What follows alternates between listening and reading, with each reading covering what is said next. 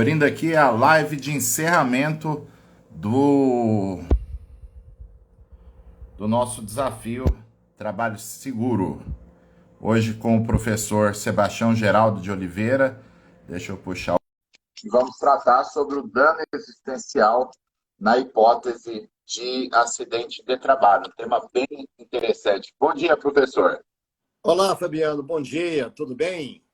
Bem, graças a Deus. Que alegria Como está o participar com senhor? você e com todos aí. Isso. Muito bom, professor. E como é Muito que estão bem. as coisas por aí? Uai, agora está começando a esfriar um pouquinho, né? Tá ficando até gostoso. Tá bom. É, aqui também. E aí a gente fica em casa, né? É Pois é, uma combinação boa, né? pois é. Muito bem. Mas muito bom recebê-lo aqui, professor Sebastião. Hoje nós vamos falar sobre o dano existencial, que é um tema importante, né? No atual contexto. E em especial, né, professor, que poucos advogados se tocaram, né, que tem uma ligação muito direta do dano existencial com o acidente de trabalho, né? Então, isso a gente vai tratar ao longo da live e seria importante, acho que o senhor abrir, tratando justamente dessa importância no contexto atual do dano existencial. Pois é, Fabiano. Aliás, esse é um assunto que até me preocupa, porque a jurisprudência, às vezes, vai criando algumas figuras até meio caóticas, né? E se você procurar jurisprudência a respeito de dano existencial, praticamente você vai achar apenas dano existencial proveniente de jornada de trabalho Exato. extraordinária. Então, está se criando toda uma jurisprudência, e aí vão copiando um acordo do outro, a É, respeito de excesso de jornada, quando, na realidade, a maioria das situações de dano existencial estão no acidente de trabalho, aí que vai comprometer a existência, vamos dizer assim. O excesso de hora extra é uma questão mais momentânea, seria um dano existencial transitório. Agora, o acidente pode causar um dano existencial que vai afetar efetivamente para o restante da vida. exatamente. Isso é bastante importante, essa percepção que nem todos os advogados têm. O pessoal vai chegando na live, um bom dia a todos. Alguns registros aqui, inclusive, professor, várias pessoas comentando aqui que adquiriram a 12ª edição do livro de acidente de trabalho. Que E bom, muito bom. E mais tarde na live eu vou pedir para o pessoal registrar aqui, quem já comprou o livro do professor Sebastião Geraldo. o Essa livro é a para a décima gente segunda edição, né, professor? é a 12ª edição, foi feita com todo cuidado. O livro para o seu autor é como se fosse um filho, né? Então, na realidade, a gente lida com isso para perceber a movimentação das ideias, né? E na medida que vai propiciando reparar vários danos e fazer justiça no caso concreto. Nós temos um capítulo específico sobre a Covid, é um assunto novo. Eu fiquei o mês de dezembro inteirinho, 10, 12 horas por dia, pesquisando para escrever, 52 páginas, e tenho a impressão que está atendendo bem a demanda desse momento, né, esse capítulo do Exato. livro. Naturalmente, novas questões vão surgindo e vamos acompanhando aí. Eu fico feliz de perceber que as pessoas estão lendo, especialmente. Eu fico feliz quando compro, mas fico mais feliz ainda quando compro e lê. Aquela história, tem gente se deixar, não tira nem do plástico. Pois é. Aí não Uma pessoa adianta. falou, professor, eu queria que o senhor me desse o autógrafo, mas tem um detalhe, à medida que eu dei o autógrafo, torna-se bem infungível. Então, não pode vender Não, para repassar. e bom, né, professor? Essa edição, ela realmente faz jus àquela expressão clássica, né? Que a edição é revista, atualizada e ampliada, né? Porque realmente a abordagem da Covid ficou muito, além de ser um tema muito oportuno, né? Ficou uma abordagem muito útil, né? Para todos que lidam com o acidente de trabalho de alguma forma. Voltando ao dano existencial, que inclusive tem abordagem sobre o dano existencial no livro. no livro do senhor, né? Como é que a gente poderia classificar o dano existencial dentro do gênero, né, de reparação de danos?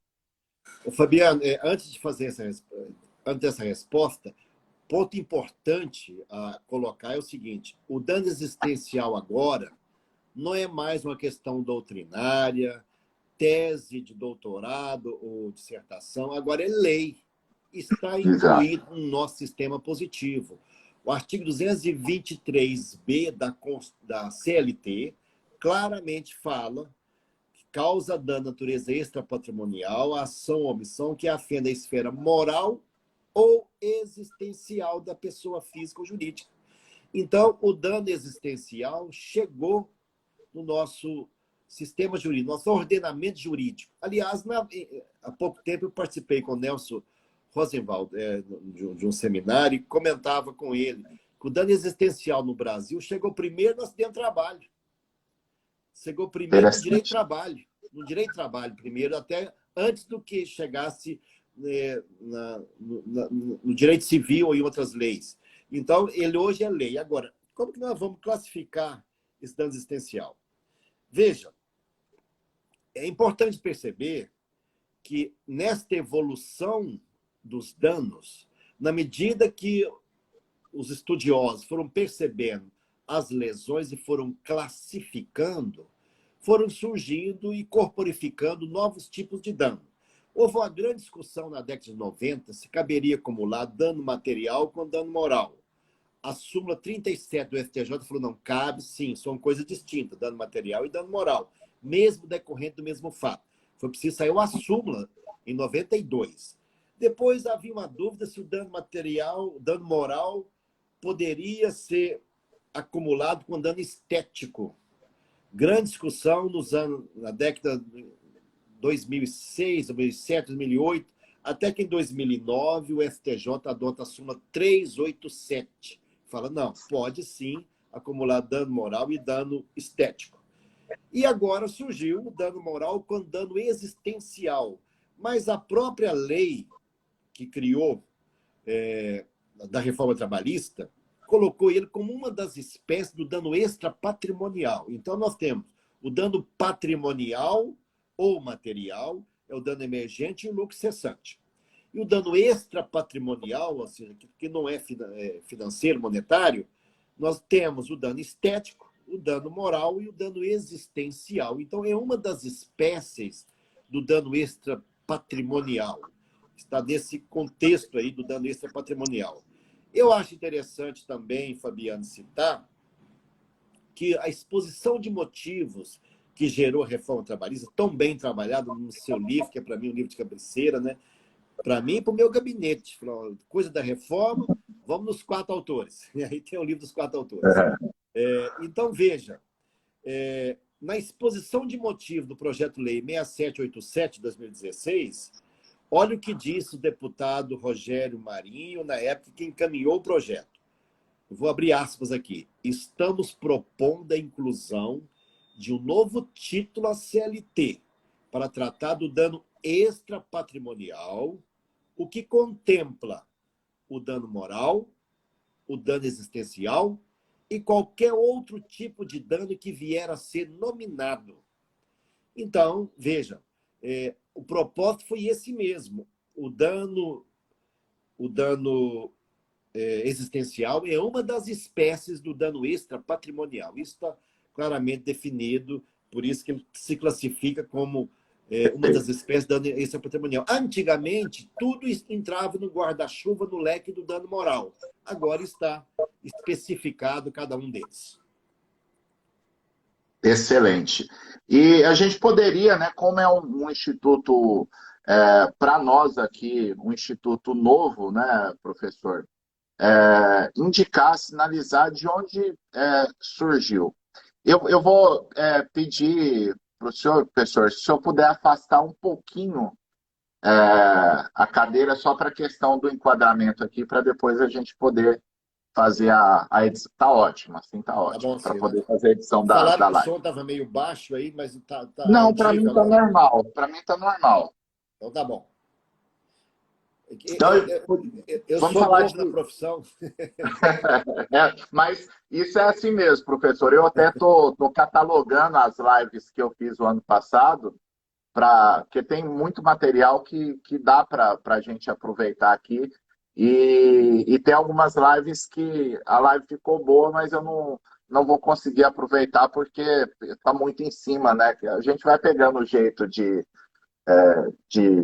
gravar. Só fazer um registro aqui, professor. Estou vendo aqui na live, está aqui nosso amigo Franzé, lá de Fortaleza. Está Ô, aqui na live. Franzé, grande amigo. Gente É, boa. Foi gestor nacional do Programa Trabalho Seguro. Muito bem. exato. Mas vamos lá. Vamos falar então, professor, como surgiu a figura do dano existencial? Veja bem, o dano existencial surgiu inicialmente na Itália, que começou a ser trabalhado isso. E lá houve uma grande discussão se era preciso ter previsão de lei ou não.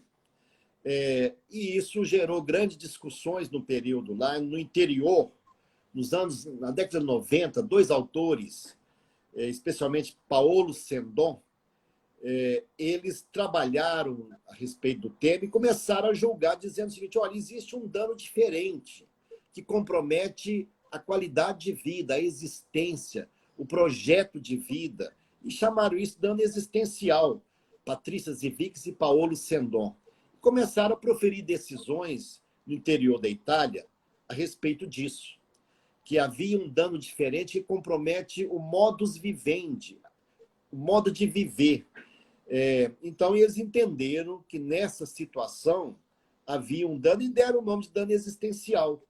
Isso foi sendo apreciado na Itália, até que, numa sentença da Corte de Cassação italiana, de 7 de junho do ano 2000, a Corte de Cassação, corresponde ao nosso Supremo de lá, considerou a figura do dano existencial. E lá na Itália tem vários livros sobre ressarcimento do dano existencial, quantificação do dano existencial, tem tratados sobre dano existencial que o assunto criou raízes e lançou bases doutrinárias a respeito disso.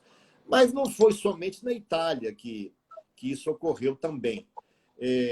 Em outros países, começaram a trabalhar danos semelhantes, dano ao projeto de vida, dano à qualidade das relações, outros prejuízos que poderíamos dizer que são prejuízos semelhantes.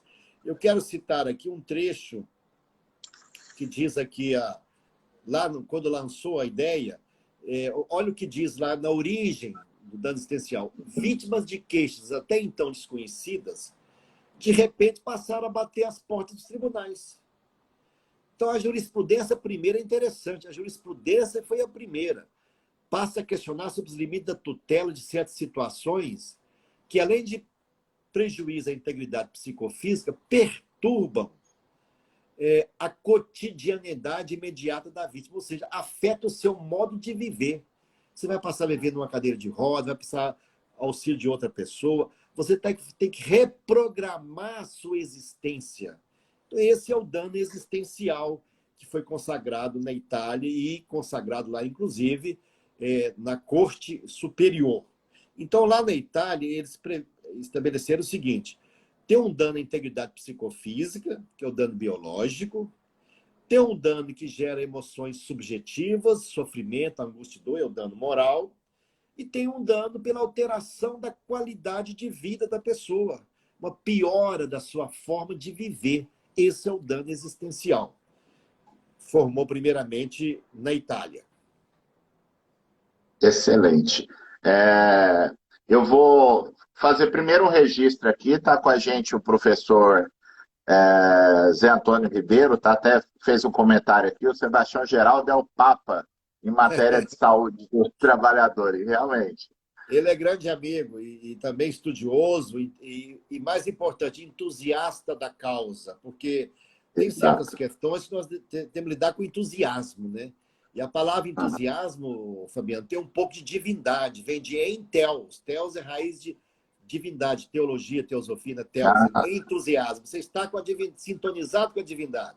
Então, que bom que tenhamos entusiasmo com alguma coisa. muito bom. Antes da gente partir para a próxima pergunta, eu vou fazer dois pedidos aqui para o pessoal. Primeiro, o pessoal registrar na live quem já comprou o livro do professor Sebastião Geraldo. E eu anuncio, inclusive, que a gente lançou hoje um sorteio do exemplar lá no perfil do professor Sebastião Geraldo, que é o perfil que está aqui na live. Prof. Sebastião Geraldo Emendado. A gente vai sortear esse livro daqui 13 dias, na quinta-feira, 27 de maio. Então, tem as regras, e eu já vi lá que não tem nem meia hora que a gente lançou o sorteio, e tem mais de 300 comentários lá, pelo que eu abri aqui, já está bem, pessoal bem engajado. E outra coisa que eu queria pedir, acho que o pessoal tá gostando, né? A live acabou de passar de 200 pessoas, né? Tá muito massa, né? Muito intensa de conteúdo. E eu vou fazer a chamadinha. Quem puder, aí embaixo da página do Instagram, da live, do lado direito, tem uma figura aí. Alguns dizem que é um avião de papel, é uma asa delta, um aviãozinho, mas é o sinal lá do compartilhamento. Então, eu vou pedir, quem puder, mandar para 3 amigos aí do Instagram, né, compartilhar a live para a gente poder levar esse conteúdo, essa live, para o maior número de pessoas. E vejo aqui também que está na live, mando um abraço especial, o nosso amigo André Molina, que é o novo acadêmico, né, da Academia Brasileira Grande de amigo. Direito do Trabalho, e um expert também em acidente de trabalho, né, bem estudioso o colega Estudioso. Molina. Considero muito a sua obra doutrinária. Vai tomar posse na Academia Brasileira de Direito do Trabalho brevemente. Muito Isso. bom. O senhor falou da Itália, professor, mas tem algum outro país onde o dano existencial já tem avançado também? Olha, tem. Veja bem, na Inglaterra, eles falam os prejuízos de amenidades da vida. Na Argentina está no Código Civil. O Código Civil da Argentina, 2014, no artigo 1738, prevê o dano, lá chama projeto de vida, dano ao projeto de vida.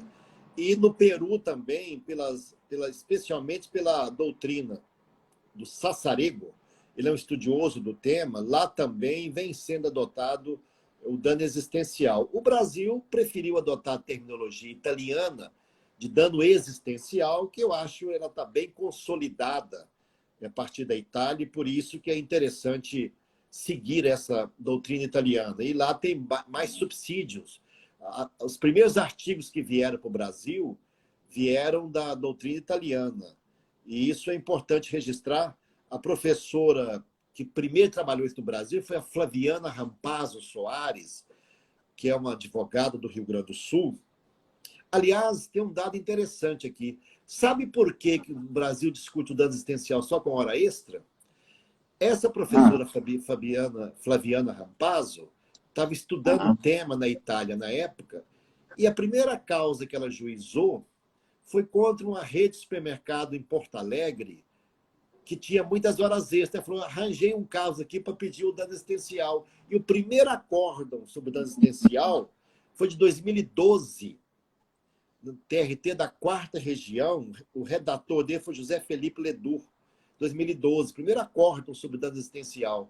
E aí, a partir dali, os pessoal, olha, agora a gente está ganhando ações aí com dano existencial, e começaram a pedir, mas o problema é que só pede isso agora. Tem vários outros danos existenciais, que a existência, a qualidade de vida, o projeto de vida fica todo comprometido, porque todos nós, sabendo ou não, temos um projeto de vida. Depois assim, agora eu vou fazer um curso, fazer um mestrado, um doutorado, eu vou comprar um sítio, eu vou aposentar, enfim, cada um tem uma ideia, eu vou dar aula. cada um tem um projeto de vida. Agora, surge uma alteração na sua vida, fala, opa, esse projeto eu tenho que revisar, que agora tem uma outra realidade compulsória que eu não consigo mais afastar. Então, a minha existência foi prejudicada, por isso que eu falo dano existencial.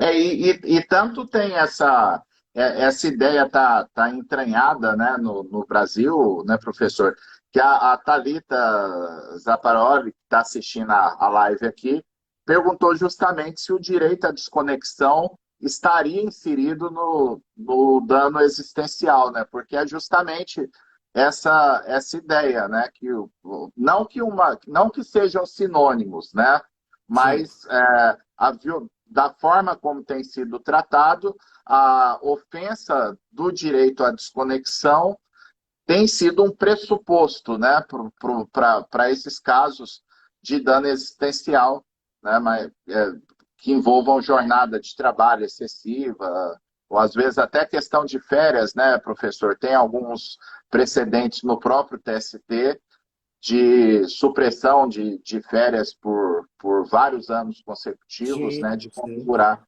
também esse dano existencial. Eu estou pensando aqui, Fabiano, no dia que tiver uma emenda, eu vou colocar assim, o abuso da imposição conectiva enseja o deferimento de dano existencial, pegando a dica que ela deu aí. Porque se houver Excelente. imposição de conectividade, pode afetar o seu plano de vida. Então, vai afetar suas relações familiares, as demais questões importantes da sua vida, que você pode exercitar, a arte, o lazer, a religiosidade, tudo isso pode afetar se houver uma imposição conectiva exacerbada. Excelente. Estou vendo aqui na live também, está a nossa colega lá do TRT 12, a Andréa Pazoldi, está dizendo aqui que sexta de manhã, com sentença para fazer e aula para preparar, só o professor Sebastião para me colocar alerta aqui. Eu peço desculpa, mas agradeço muito, fico satisfeito com a honra que me dá de estar aqui assistindo a nossa conversa, né? Muito O bom. nosso debate. Professor, e o senhor fez menção à legislação argentina, né? Haveria alguma distinção entre dano existencial e dano ao projeto de vida ou seria a mesma coisa?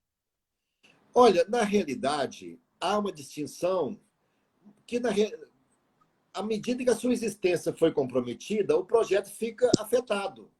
É uma maneira de olhar, tanto que tem pouca importância tentar buscar uma distinção efetiva entre os dois.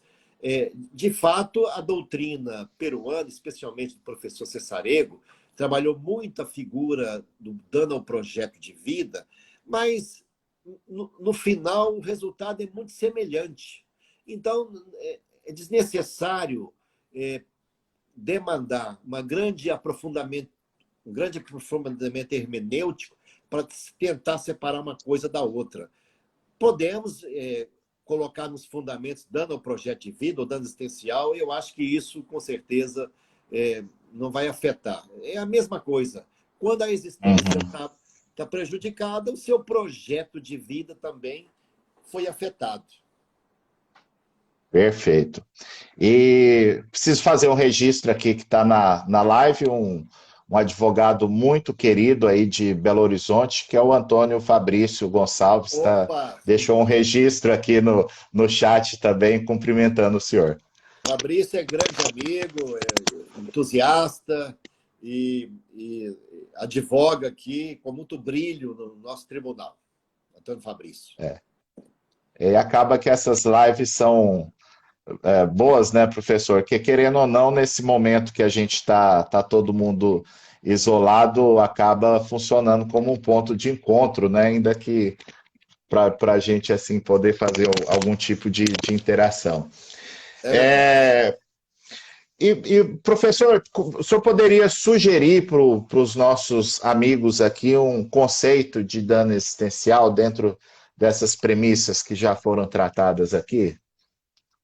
Certo. Então, veja bem, eu vou passar um conceito que está no livro, eu vou ler Sim. o conceito, depois eu vou explicando. Eu coloquei assim: ocorre o dano existencial na relação de trabalho quando o ato lesivo provoca uma alteração não programada na rotina de vida da vítima, prejudicando as suas escolhas, suas preferências e opções de lazer, o desenrolar natural da sua agenda diária, com a imposição de um roteiro de sobrevivência não desejado. Seus hábitos e o modo de desfrutar o tempo livre são afetados pelo ato danoso, sobrevindo a necessidade de ajustes, adaptações ou restrições temporárias ou permanentes, com real prejuízo para a sua qualidade de vida. Então, vejam, primeiro tem que ter um ato lesivo, porque o mero exercício do trabalho regular não vai provocar um dano existencial, um ato lesivo, né? Uma alteração não programada. Quer dizer, se você mudou de cidade para ter um trabalho, é uma opção sua, e isso não acarreta um dano existencial, mesmo acarretando algum desconforto. É uma alteração não programada, que vai prejudicar as suas escolhas, o seu livre-arbítrio, a sua possibilidade de optar fica atingida. Imposição de um roteiro não desejado, vai ter que fazer fisioterapia, vai ter que auxílio de alguém para os seus hábitos do dia a dia, de higiene, de alimentação, nos casos mais graves, né? E aí, então, surge a necessidade de ajuste, adaptações ou restrições no seu modo de viver. A partir daquele marco, a sua vida, a sua qualidade de vida foi afetada. Então, vejam, se quiser um conceito mais resumido, eu fiz um que coloca o seguinte, olha: constata-se o dano existencial quando a vítima não pode mais fazer o que antes fazia. Terá que fazer agora o que não queria. Fará diferente o que habitualmente fazia. Fará doravante o que antes nunca fazia. Ou será auxiliada a fazer o que sozinha faria. Então, vejam, é um conceito que está no livro também, mas resumido.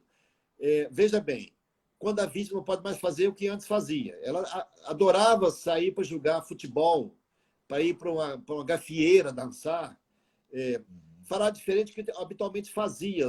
Tinha hábito de fazer caminhada, ginástica ao ar livre, frequentar o culto. Fará doravante que antes nunca fazia. Terá que fazer periodicamente fisioterapia, por exemplo, ou será auxiliada a fazer o que sozinha faria. Vai ter que alguém para auxiliar, trocar de roupa, tomar banho, algumas questões. Então, veja que é um conceito abrangente do que representa o dano existencial. E veja que nós não estamos aqui criando um direito alternativo, alguma coisa ideológica, não. É lei no Brasil. E se é lei, pode ser pedido, pode ser exigido. Como tudo que o direito tutela, o dano vulnera. É uma frase que eu adotei no livro também, que eu cito de um autor. Muito bom. Então, é isso. Tudo que o direito tutela, o dano vulnera. Então, agora é passível de postulação o dano existencial. Excelente. Várias pessoas registraram aqui, a Regiane Musselli, Bia Lopes, Lauro Campos, Soraya Faltin, que compraram o livro do senhor, e tem um registro bacana do nosso colega Fábio Pacheco, que é juiz do trabalho, e ele diz aqui: esses dias usei o livro do professor Sebastião para dar um curso a respeito da temática, e dá para incluir o dano por perda de uma chance decorrente das ações acidentárias. E aí, justamente nesse ponto que eu provocaria o senhor, né? Nas ações de acidente de trabalho, no acidente de trabalho em si, como é que diferenciaria o dano existencial do dano moral? Que a gente sabe, né, professor, que muito advogado, ou por desconhecimento, às vezes até por estratégia processual mesmo, né? Cada um tem sua forma de atuar, junta tudo num pacote só, né, de dano moral, né? Aí junta o dano estético, o dano moral, o dano existencial. Mas aqui especificamente, em matéria de acidente, como é que a gente faria essa separação de dano moral e existencial? A pergunta é muito boa, Fabiano, porque esse é um ponto realmente crucial, que eu mesmo, no início, falei, opa, mas não são muito parecidos? O dano existencial e o dano moral não são figuras muito próximas? O efeito não é o mesmo? Eu comecei meu estudo na doutrina italiana do Matteo Macarroni. Olha o que ele diz, numa frase curta. O dano moral é essencialmente um sentir. O dano existencial é mais um fazer. Isto é, não mais poder fazer, ou obrigação de agir de outro modo. E ele fala, o dano moral refere-se à natureza ao dentro da pessoa, sua esfera emotiva.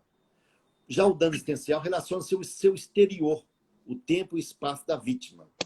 E aí ele conclui, no primeiro, no dano moral, né, toma-se em consideração o pranto versado, as angústias. No dano existencial, as atenções se voltam para a reviravolta forçada da agenda do indivíduo. Então, eu fui começando a pensar, veja bem, a lei não conceituou o dano existencial. Então, isso é um papel da doutrina e da jurisprudência. Delimitar o que seria o dano existencial e as figuras jurídicas afins. Então, veja, eu criei e coloquei no livro um quadro tentando fazer essas distinções. Primeiramente, fato fundamental, o dano moral é principalmente um sentimento da esfera íntima. É uma dor no sentido amplo, né? Esse é o dano moral. O dano existencial é essencialmente um impedimento. A vida de relação está impedida, a sua qualidade de vida, o seu modo de agir foi afetado. Então, o dano moral é sentimento, o dano existencial é mais um impedimento na vida de relação. Uhum. Outro ponto. O dano moral compromete o equilíbrio emocional da pessoa. A angústia, o desconforto, o desânimo, a tristeza, o vexame, o medo, a humilhação. Isso é o dano moral. Agora, o dano existencial, ele compromete a fruição das atividades, do modo de viver, do seu lazer, do convívio, do esporte, da arte, da religiosidade. Isso, a sua existência foi comprometida ali. Eu sei que são próximas, mas há uma pequena diferença que eu consegui vislumbrar. E é claro que isso é um terreno novo, estou desbravando, e quem desbrava territórios não percorridos anteriormente pode cometer alguns equívocos. Eu tenho essa ressalva por prudência, mas eu estou colocando. Veja bem, o dano moral afeta as sensações de bem-estar imediato. Curiosamente, o dano moral é mais transitório. Já o dano existencial afeta as aspirações. Um afeta as sensações e outras aspirações de autorrealização do projeto de vida. Ele é mais duradouro. Ele tem uma duração maior no tempo, o dano existencial. O dano moral é um sentimento dolorido. O dano existencial é mais um não mais poder fazer frustrante. E o dano moral, finalmente, eu acho que é aquela revolta, abatimento pelo dano injusto, né? E o dano existencial é uma reprogramação obrigatória do seu projeto de vida. Nessas figuras assim, nós conseguimos distinguir mais ou menos o dano moral do dano existencial, e como as duas figuras estão na lei as duas figuras, e a lei não contém palavras inúteis, teremos então que fazer essa distinção especialmente. Perfeito, professor, muito bom. E eu estava até conferindo o quadrinho, o quadro, né? Que chamar de quadrinho é desrespeito até, mas o quadrinho, inclusive do ponto de vista estético, né? Ficou muito bom, né? E é o tipo de situação que a pessoa lê e revisa uma vez, e eu tenho certeza que grava para o resto da vida essa distinção. E um tema novo, mas que dá para avançar bastante. E aí é muito legal, estou vendo aqui alguns comentários sobre o livro, o advogado Rodrigo Gomes, dizendo que ele deu um upgrade, ele tinha a 6ª edição e atualizou. A Merian, que é advogada no Rio de Janeiro, dizendo aqui, excelente livro, e que fez dele o livro de cabeceira dela hoje. E a Marcela Amorim fez um registro aqui legal. que honra amanhecer com o Sebastião Geraldo de Oliveira. Então, muito, muito legal todos esses comentários. E a Tânia Moraes fez o registro aqui, que está ansiosa para o curso, né? Então, a gente estabeleceu com o professor Sebastião Geraldo algumas etapas, né? E a gente está caminhando dentro do programado para o mais breve possível poder disponibilizar o curso online, né? Que vai ser muito bom, né, professor, de poder levar esse conhecimento, porque é aquela coisa, né, professor?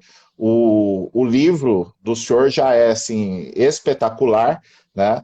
Mas acaba que o curso a gente consegue aprofundar alguns pontos, né? E sem contar que eu acho que isso é da natureza humana, né? Você ter o contato ainda que online, né? De ouvir a exposição para fixar o conteúdo e a oportunidade de tirar algumas dúvidas.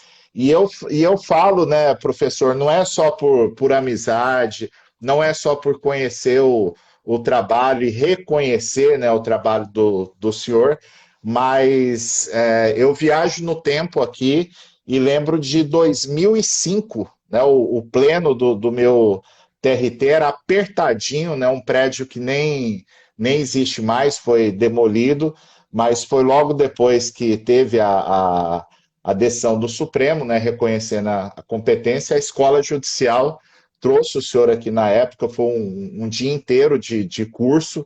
Eu Eu lembro. fiz o curso e impressionante, professor, porque tem pelo menos 15 anos, né?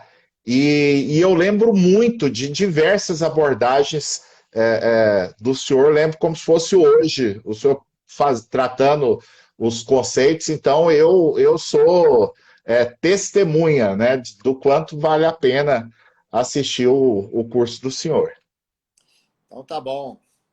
Eu estou vendo aqui que tem muita pergunta perguntando sobre se caracteriza dano em ré ipsa, né? Ah, sim. E aí é um ponto que a gente podia entrar, né, professor? Se eu falar aqui que o advogado precisa, o advogado não, a parte, né, que ela tem que provar num processo judicial para configurar o dano existencial. Pois é, essa é uma discussão quente, Anderson, interessante. E aqui está ocorrendo um problema, que é o seguinte: como estão tratando do dano existencial praticamente só de horas extras, se você fizer achar 100 emendas, 96, 97 será só de horas extras. Exato. Estão criando uma doutrina só para dano existencial de horas extras. Então, o que Uhum. está acontecendo? A meu ver, o dano existencial ele ocorre em ré ipsa, ou seja, decorre da natureza das coisas. Ninguém precisa provar que alterou, que ficou incomodado de ter alterado a sua rotina de vida. Ninguém precisa provar que precisa de alguém auxílio para trocar de roupa, para tomar um banho, vai andar numa cadeira de roda, por exemplo. Estou citando os exemplos mais visíveis, né? O sofrimento é uma decorrência natural do ilícito. Mas o que acontece? Se pensar no dano existencial só de horas extras, está crescendo no TST uma jurisprudência que é preciso que comprove que afetou a vida pessoal. Eu, até mesmo sabendo que tínhamos hoje esse encontro, fui começar a fazer uma pesquisa a respeito. Vejam, há vários acordos no TST dizendo, olha, é despiciente a produção de prova. Ele ocorre em ré ipsa. Mas, mais recentemente, eu peguei aqui um acórdão desse mês, maio de 2021, é o recurso revista 11.712, 57 de 2013, o relator ministro Alexandre Ramos, e ele coloca o seguinte, e esse acordo da quarta turma, hipótese em que a Corte Regional concluiu que a jornada de trabalho excessiva realizada pelo empregado infringe o pagamento da indenização por dano moral, sendo desnecessária, o acordo regional dizia, a prova concreta do prejuízo, uma vez que o dano se configura na modalidade em ré ipsa. Tal entendimento destoa da compreensão formada por essa Corte Superior no sentido de que o cumprimento de jornada extenuante pela prestação de horas extras, por si só, não resulta dano existencial, sendo imprescindível a demonstração efetiva de prejuízo ao convívio familiar e social, que não ocorreu no caso. E aí o recurso foi provido. Mas o ponto fundamental, e tem aqui um outro acórdão, também já de 2020, dizendo que para a caracterização do dano moral é necessário que o ato ilícito cause graves transtorno ao indivíduo, com sofrimento considerável à sua psique, o que não ocorreu no caso em análise. Veja bem, se pensar no dano moral somente na questão de horas extras, pode ser que a pessoa queira fazer hora extra, ele é um vendedor, quer vender muito mais e com isso oferir mais renda. Mas ele fez por opção própria. Então precisaria provar que aquele fato foi uma exigência ilegal, desnecessária e que afetou a vida pessoal. Mas no dano decorrente de acidente de trabalho, aí, a meu ver, é em ré ipsa mesmo. Mas devo registrar por lealdade que ocorreu um julgamento da SDI em novembro do ano passado. É o embargo de recurso de revista 402/61/2014, relator ministro Luiz Felipe Vieira de Mello. E a discussão era esta, de dano em ré ipsa. E ele disse o seguinte: embora a possibilidade abstrata de que exista a constatação do caso concreto, que o dano recai sobre o indivíduo, da reparação almejada, ele colocou o seguinte: demonstrado concretamente, ou seja, comprovado, demonstrado, o prejuízo às relações sociais e a ruína do projeto de vida tem-se como comprovados em ré ipsa a dor e o dano à sua personalidade. Aí ele concluiu, isso é da SDI, foi um julgamento importante. O que não se pode admitir é que, comprovada a prestação de horas extras, extrai-se automaticamente a consequência de que as relações sociais do trabalhador foram rompidas ou que seu projeto de vida foi suprimido do seu horizonte. Se pensar o dano existencial só como excesso de horas extras, essa jurisprudência está prevalecendo no TST. Tem acordo da SDI do ano passado, tem acordo da SDI desse ano, de fevereiro, no acordo do Breno Medeiros, dizendo que é imprescindível a prova, no caso concreto, que não ocorre em ré ipsa, mas nesse dano decorrente de sobrejornada. Mesmo assim, eu acho meio complicado, porque o fato de alguém colocar na sua rotina diária uma jornada de 10, 12, 15, 16 horas, já vi para motorista que fazia jornadas de 15 horas, claro que a sua vida pessoal, familiar, toda foi afetada. O seu lazer foi afetado, o seu descanso foi afetado. Mas o TST está exigindo que haja prova. Então, eu acho prudente que o advogado cuidadoso, além de relatar o ato ilícito, indique quais os prejuízos efetivos. Vai facilitar que a demanda seja acolhida. E também a empresa, o advogado da empresa, estiver atuando, ele vai falar: não, isso aqui foi uma opção dele, ele nunca houve imposição do ato ilícito, ele fazia esponte própria sobre a jornada e era uma vocação pessoal dele de trabalho assim. Então, são vários enfoques do tema. Mas o certo é que, infelizmente, está ocorrendo um caminho de dizer que exige prova contundente. Dano moral nunca exigiu prova. Então, o dano existencial da mesma forma, mas eu devo ser leal com o meu leitor, quem está me ouvindo, para colocar o que a jurisprudência está entendendo, senão ele vai ficar iludido com o ponto de vista e não vai orientar bem suas demandas, seja como advogado de empresa ou advogado de trabalhador.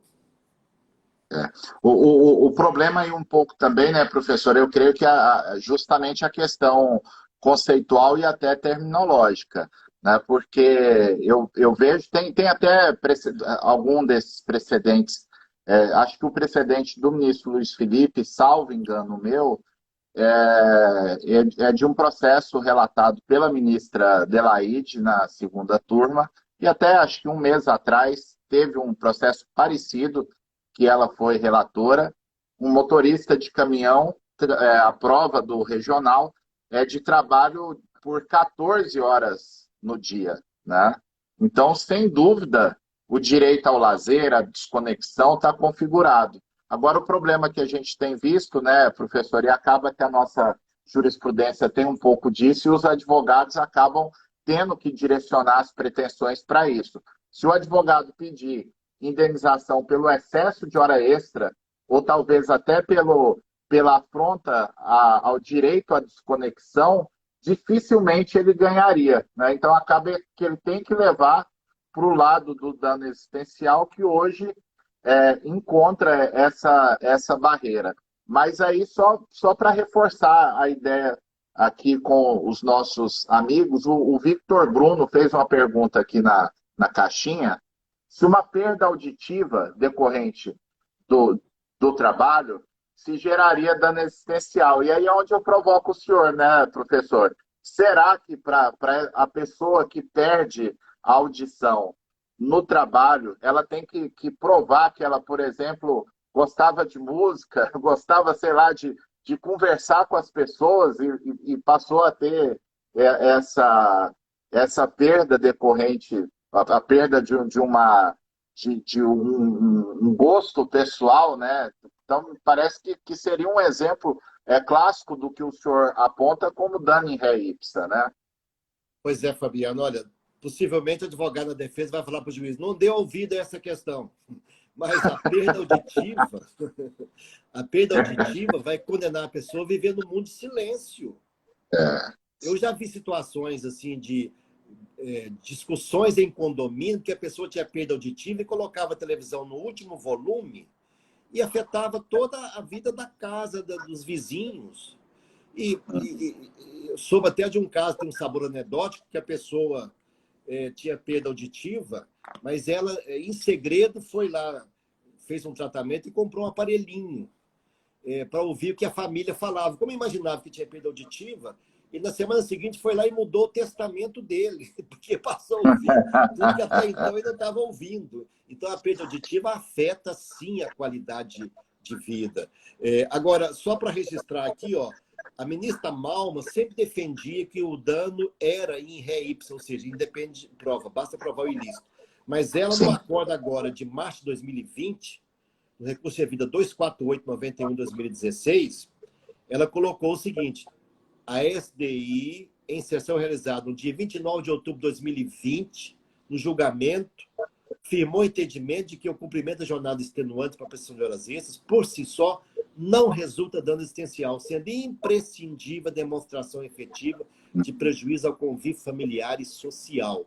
Parece que esse entendimento está mesmo prevalecendo no Tribunal Superior do Trabalho. Perfeito.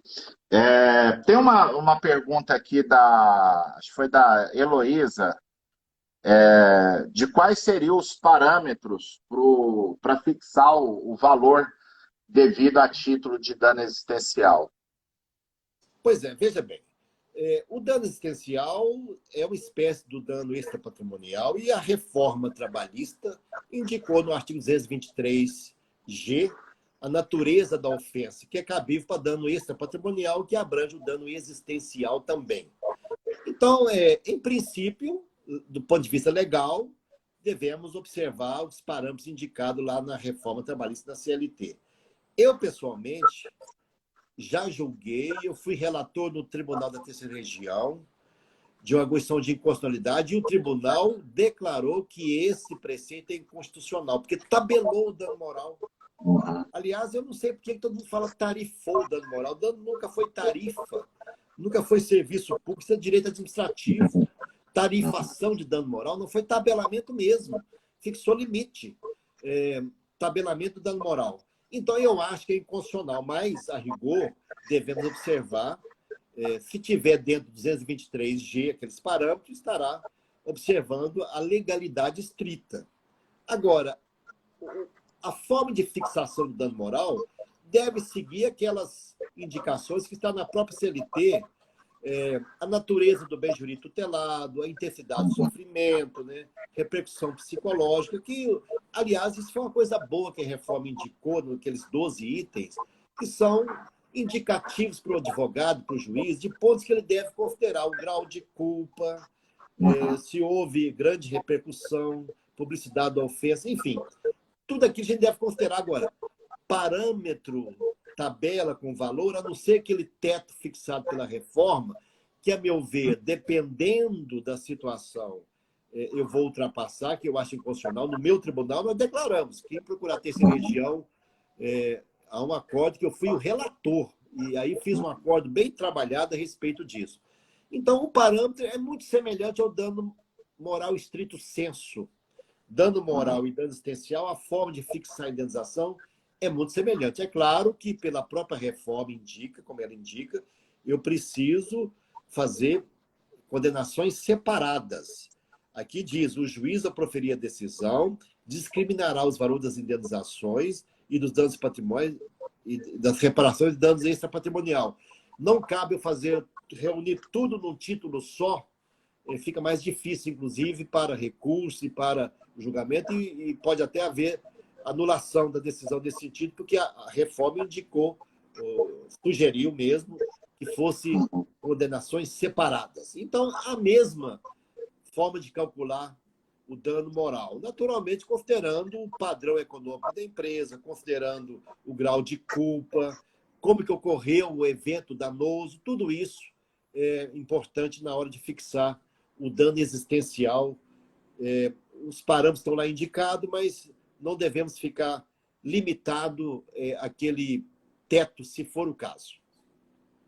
Perfeito. Eu, inclusive, professor, tenho usado aqui nas minhas sentenças, embora defenda mesmo a inconstitucionalidade, mas até para simplificar, né? Porque às vezes você, sem necessidade, o juiz está provocando, está abrindo uma brecha para uma discussão jurídica que não tem porquê, né? Então, nas minhas sentenças, o que eu tenho feito se for possível, eu enquadro no 223G, e a maioria expressiva, eu diria que 90% a 95% dos casos eu consigo enquadrar.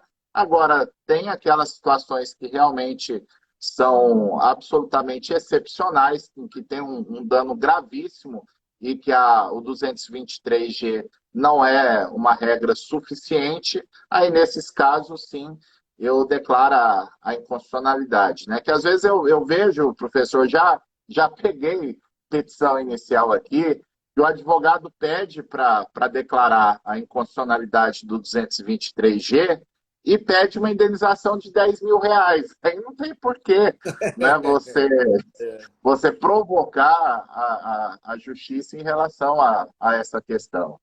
Fabiano, duas questões aqui. Primeiro, tem uma pergunta aqui estudando se pode caber dano moral existencial em ricochete. Pode. Você tem que demonstrar como que o terceiro foi afetado na qualidade de vida a partir daquilo. Por exemplo, eu julguei um caso que a pessoa, o marido dela sofreu um acidente com um trator no norte de Minas e foi julgada a causa dele. Depois veio a esposa. Ela passou a ter que cuidar do marido no banho, na alimentação. O marido perdeu a sua capacidade sexual. Então, houve sim dano em ricochete. A existência foi comprometida. Pode ser cabível, sim. E a outra questão importante é que, possivelmente, no mês que vem, essa questão da inconstitucionalidade ou não vai ser resolvida, porque há 4 ADINs pautado para o dia 30 de junho de 2021. Relator o ministro Gilmar Mendes, ADIN 5870, 6.050, 6.069 e 6.082. Duas da Anamatra, uma da OAB e outra da CNTI. Isso está na pauta, o primeiro ponto da pauta do último dia do semestre, antes do recesso. Né? Tomara que dê tempo para julgar, mas do dia 30/6/2021, se eu analisar lá no Supremo, está pautado discutir esse tempo.